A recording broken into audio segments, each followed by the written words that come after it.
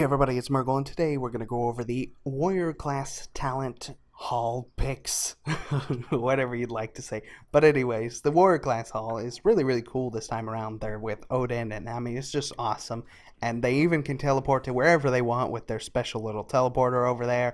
And they got really lucky this time around. But as for the Class Hall picks, the left side on the first tier, as always, is the increased quest rewards to rare or epic bonus upgrade for non-repeatable quests. Not really useful, only really good while leveling, and after that it's pointless. So, I mean, you're best off picking the right side because you'd have to waste time respecking it later. So, Rallying Cry, however, enables the Rallying Cry ability, which increases success chance of the first mission you send each day by 5% for each troop's health. So, let's say you had 2 full HP, 3 cost health guys, right? The 3 HP guys, that's 6 HP.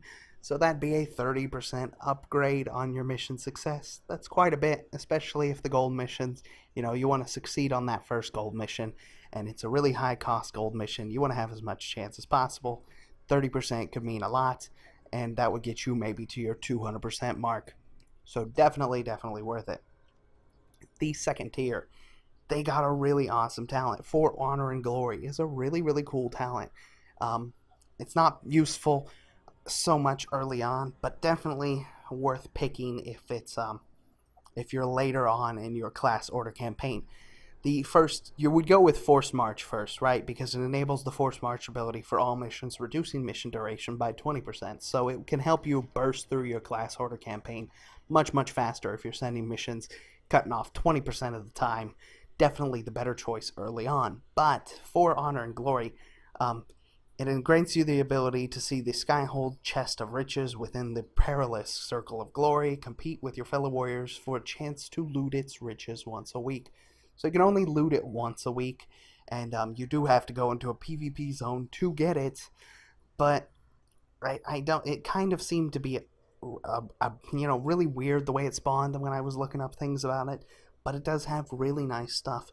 As a collector, I didn't see any hidden artifact skins. Usually this talent always is associated with hidden artifact skins, but I couldn't find anything about a hidden artifact skin at all for warriors. So it doesn't have that, but it does have toys.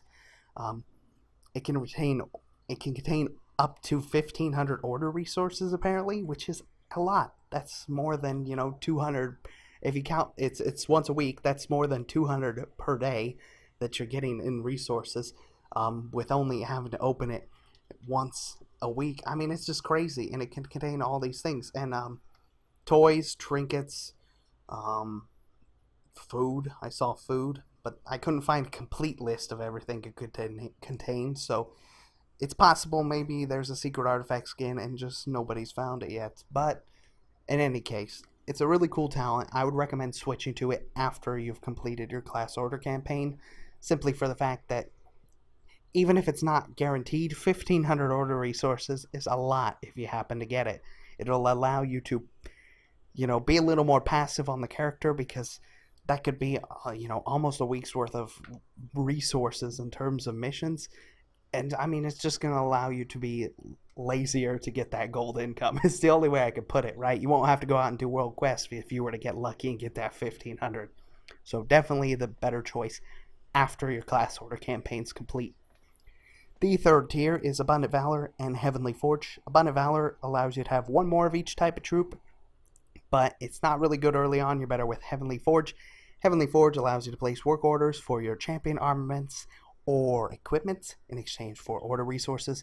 Definitely the better choice because it'll allow you to get your followers to 850 item level as soon as possible. The higher their item level, the better the missions. It also scales the amount of gold that gold missions will give you. So if every follower is at 850 item level, you're going to be seeing missions for 6, 7, 800 gold really constantly. I've seen it all the way up to 100.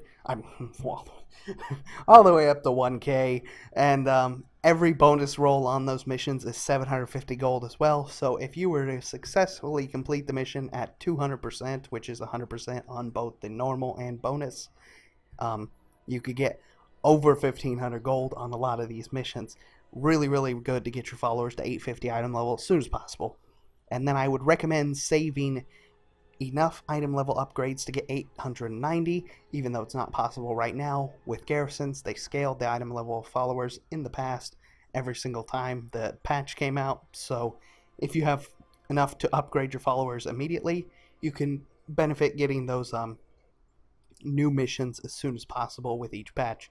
So after you have enough saved up to do that, though, you could switch to Abundant Valor, which will allow you to send more missions more frequently because it's giving you one more of each type of troop. The fourth tier is Trial by Fire and Ascension.